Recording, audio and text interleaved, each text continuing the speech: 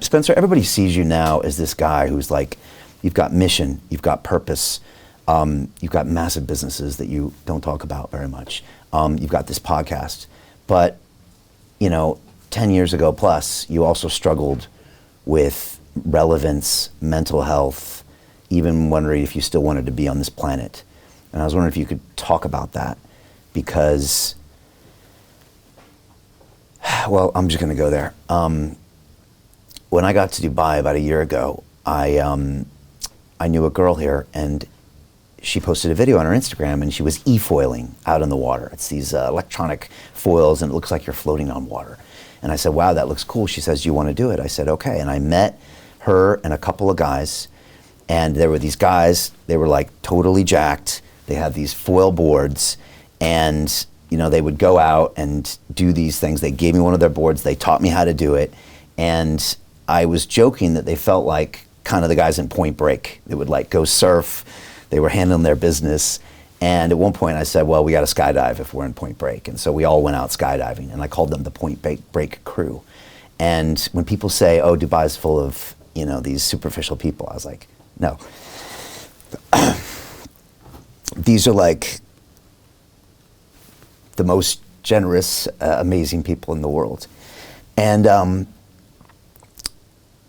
yesterday I found out that one of the guys who would get up at 4 a.m. and post his training videos and post his Rogan inspirational quotes and was so generous, he ended his life over the weekend. And I just couldn't imagine this happening to a guy like that. And he looked like the guy that would never do that. And again, super strong, super in shape, super generous. His name was Sam Sutherland, and I just couldn't believe it when I saw the post, and I don't think anybody can believe it. Sam Sutherland? Yeah, Sutherland's is his name. He was a construction guy here, and then again, a big part of a bunch of our lives. And I think everyone's trying to understand it and deal with it.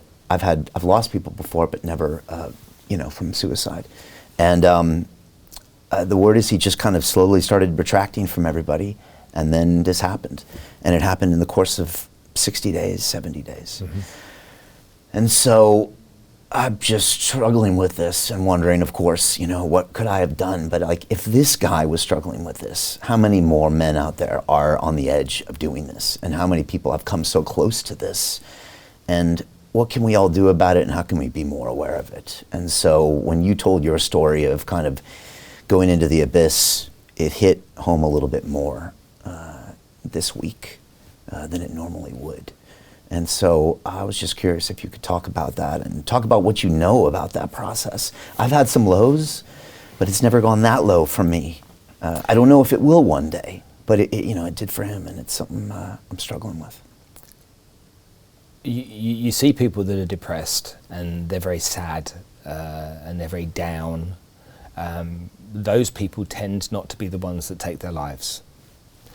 It's not the ones that are feeling sad and sorry for themselves. It's the ones that have got to a place in their life, or at least it was for me and the people I've spoken to, where you just don't think you have any value to add to the world, and that the world would be probably better off without you. Now that could be, well, my kids will be better off without me because they've got their mum and their stepfathers are really good. Hey, I know investing in crypto is scary. It takes a real leap of faith because there are so many scams, rug pulls, and bad actors out there. It's a dangerous business, which is why 95% of people lose all their money. Well, that's why I created the London Real Investment Club, so you can access the hottest deals on the planet and use the crypto bull market to create the generational wealth that you deserve. Join my team of over 100 people from around the world that are making millions of dollars behind the scenes investing in blockchain, AI, Web3 games, DeFi, Bitcoin, and more. Don't miss out. Click the link below to book a call with one of my team now. But hurry, this bull market will end soon. I know investing in crypto can be scary. That's why you gotta join the investment club. Pull the trigger. Let's do this.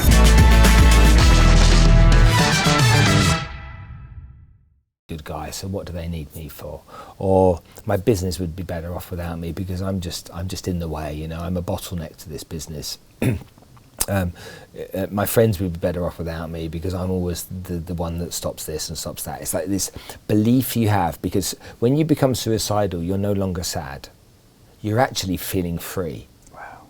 Okay. Because when I was suicidal, I was like, I was carrying something so heavy, and suicide felt like it was very light. So you go into a place where, as I did, I went through a difficult period, and I planned what I was going to do. It was very simple: fly back to London, say goodbye to the children. And again, in my mind, kids have got a stepfather. He was a decent guy. Their mother was a good person. There was money, so the kids wouldn't struggle financially. So I'm like, well, they're financially going to be fine. They've got a mum and a stepdad, so that's all good. What do they need me for? I better go say goodbye. And so I went back home to say goodbye. And my dad's never at my house. My dad lives in Newcastle. And my dad's car was on my driveway. So what I would do is every other weekend I'd go to London, I'd land at Heathrow Airport, there'd be a taxi pick me up, drive me to my house near Stansted Airport. It would drop me off, and I lived on a farm, so it was a long driveway. But my dad was there, and he's got a private number plate, so I knew it was him. Mm. And it's 7 o'clock in the morning. And I'm like, what? So I put the key in the door, go inside the house, my dad's in there, and I'm like, what are you doing here? He's like, oh, I was in London, so I thought I'd come and see you, I knew you were coming home. I'm like, how did you get in? And he said, the housekeeper let me in. And I'm like, okay, fine. He said, go grab a shower. I'll make you a bacon sandwich. We'll have some breakfast, and then I'll be on my way. I'm just on my way back from London. I was like, okay. So I had a shower, came down, we had some breakfast. He said, oh, man, there's a man I want you to meet, a buddy of mine. Maybe we could meet him before I go back to Newcastle. What are you doing this morning? Now, he knew that I don't do anything. When I land on a Friday morning, generally what I used to do is I used to sleep for a couple of hours, and then I'd go and get my day done. He said, oh, you got me, you love him. And he said, we'll go in my car. And we jumped in his car, and he drove me to the Priory, the clinic in Chelmsford, and introduced me to a psychiatrist. And I stayed there for 5 days with the psychiatrist because my dad knew what I was about to do, although I'd not said a word to my dad. Now, I've spoken to my dad many years after about it, and he's like, I knew what you were going to do. He goes, because I nearly did the same. Wow. And my dad and I aren't incredibly close. We don't see that much of each other. We talk, but we don't see that much of each other.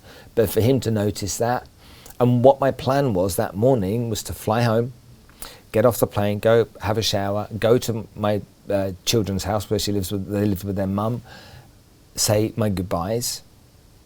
And there were 3 buildings in Chelmsford, in the town of Chelmsford in Essex, that I'd been to all 3 of them, and I chose to jump off one of them. Jesus. And but I wasn't upset, sad, feeling down on myself. I was feeling relief because it was finally over. And that's as bad as it was. So I'm so sad to hear about your loss. It's so deeply upsetting when people do that. But I don't think when people do it, they do it in their headspace, right, thinking that they're doing anything other than doing you a favour in their mind. And so, yeah, luckily my dad saved me. Luckily, I stayed in the clinic, and they helped me, and they helped me understand the pain I would cause my children if I wasn't there. Yeah. And that was the kind of catalyst for 5 years of clinical depression, but managed before I came out the other side. And a lot of the documentary work and a lot of the work with the children were my cure.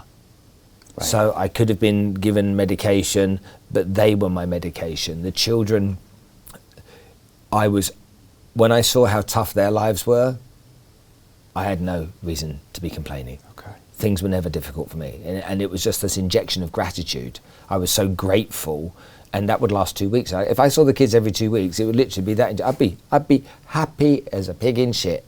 So happy for 2 weeks. I'd go and see them again. They've got no idea what they did for me. A lot of the time people are, you've been so good to these kids. Let me tell you, they saved my life.